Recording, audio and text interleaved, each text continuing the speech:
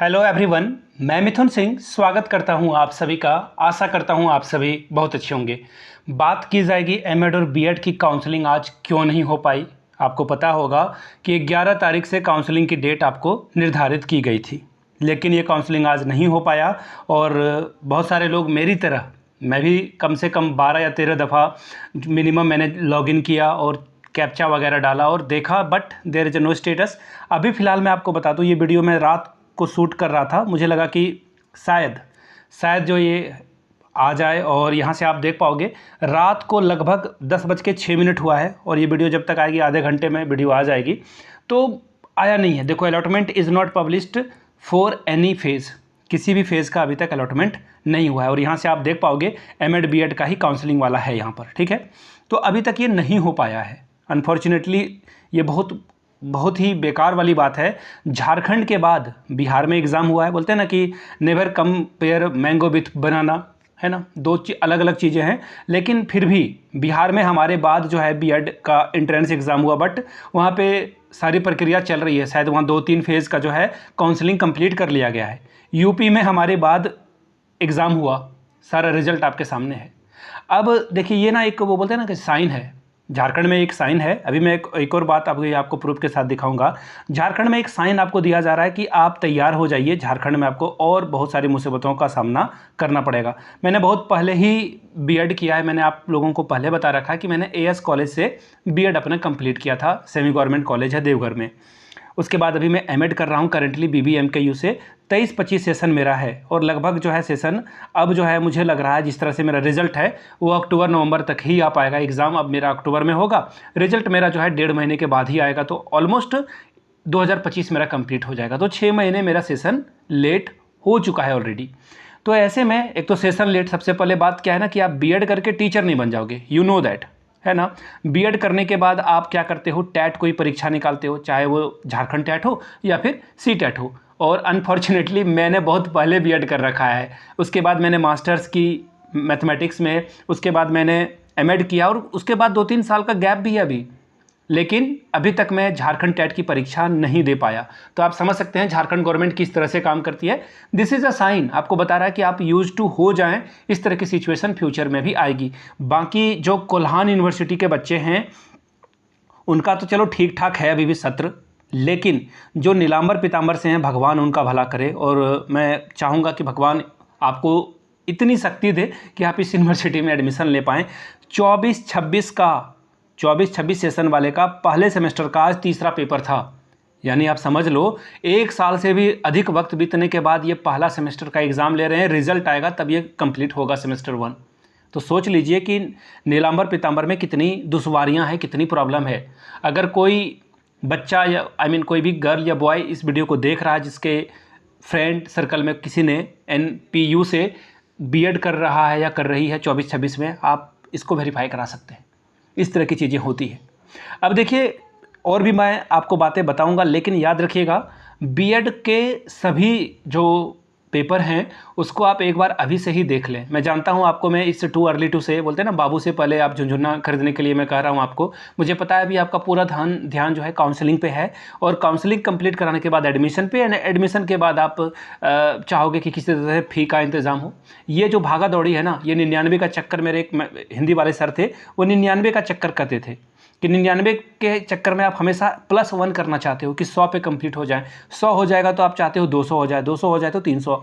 मेरा कहने का सिर्फ ये तात्पर्य है कि कभी भी आपकी ये जो रेस है ना ख़त्म नहीं होगी।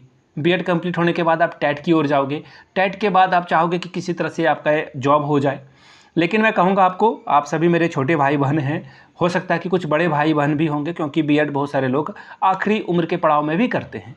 तो ऐसे में आप लोगों को मैं कहूँगा इंग्लिश पे अपनी कमांड जरूर रखें। मुझे पता है ये थोड़ा सा कहना अल्टर लगेगा हिंदी वाले बच्चों के लिए। इंग्लिश पे कमांड रखें। प्राइवेट इंस्टीट्यूट में अगर आप जाओगे एज अ टीचर, वहाँ पे इंग्लिश मैंडेटरी है। आज के किसी भी स्कूल में आप चले जाएँ, इंग्लिश पढ़ाना मैंडेटरी है। तो इंग्लिश अच्छे से कर ले कमांड।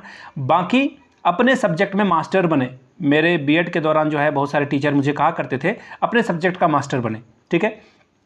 चलिए एक सवाल ही पूछ देता हूँ, x⁻0 की वैल्यू क्या होती है? आप लोग नीचे कमेंट करके बताइएगा। ये कॉमन सवाल है, 7 का ही मैथमेटिक्स है ये। अब देखिए एक और खबर आई है यहाँ से। क्या खबर है? यहाँ से आप देख पाओगे 11/9/2025 की खबर है। याद रखिएगा, कभी भी एक और एक को केवल दो मत सोचना, या फिर 1 + 1 1 को आप 22 मत बना देना। ठीक है, कहने का मतलब ये है कि जो एग्ज़ाम कंडक्ट कराने वाली संस्था है झारखंड संयुक्त प्रवेश प्रतियोगिता परीक्षा JCECB, जो आपके यहाँ भी एग्ज़ाम कंडक्ट कराती है BEd MAd का भी, उन्होंने आज एक नोटिस जारी किया और कहा है कि पैरामेडिकल या फिर पारामेडिकल प्रवेश प्रतियोगिता परीक्षा का जो प्रथम चक्र यानी कि फर्स्ट काउंसलिंग था, उसको अभी के लिए जो है रोक दिया गया है। अपरिहार्य कारणवश इसे जो है रोक दिया गया है, रद्द कर दिया गया है। बाद में इसकी डेट वगैरह आएगी।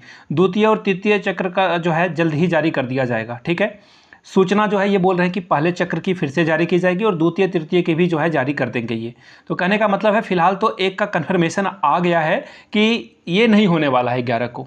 और आपका भी देखिए, मैंने यहाँ पे डेट वगैरह दिखा रखा था और अभी देखिए क्या टाइम हो गया है, 10:15 हो गया है। ठीक है, तो कहने का मतलब ये है कि BEd MAd का भी हो सकता है कि आपका रद्द हो जाए। आई रिपीट, मैं ये नहीं कह रहा हूँ कि ऑफिशियल इन्फॉर्मेशन है कि आपका फर्स्ट राउंड की काउंसलिंग कैंसिल हो रही है, बट मैं आपको बस जो चीज़ें हैं जोड़ के सामने प्रत्यक्ष रख रहा हूँ। 11 तारीख से आपका फर्स्ट राउंड की काउंसलिंग, इंटरव्यू या साक्षात्कार जो भी आप कह लें, होने वाला था, जो कि हो नहीं पाया।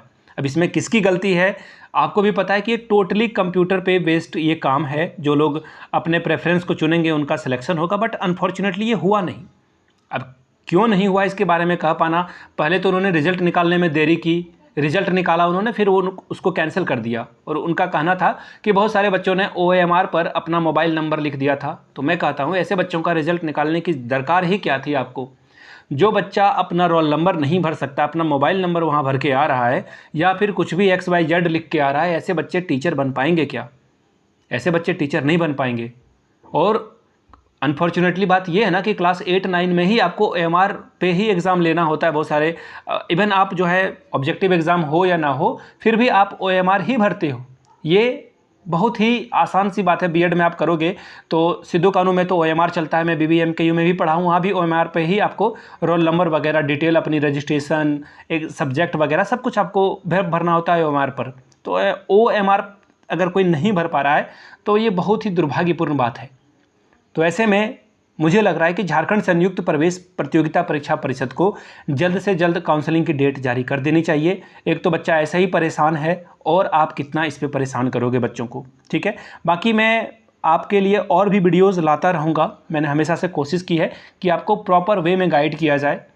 सेमेस्टर 1 में कितनी किताबें पढ़नी होती है, कितना पेपर पढ़ना होता है, कैसे तैयारी करनी है, प्रीवियस ईयर क्वेश्चन क्या होता है, सिलेबस क्या है, एक एक करके मैं सारी बातें आपके साथ साझा करूंगा। जिन लोगों ने वीडियो यहाँ तक देखी है, आपसे रिक्वेस्ट रहेगा नीचे कमेंट करके आप अपने इंस्टीट्यूट का नाम लिखें।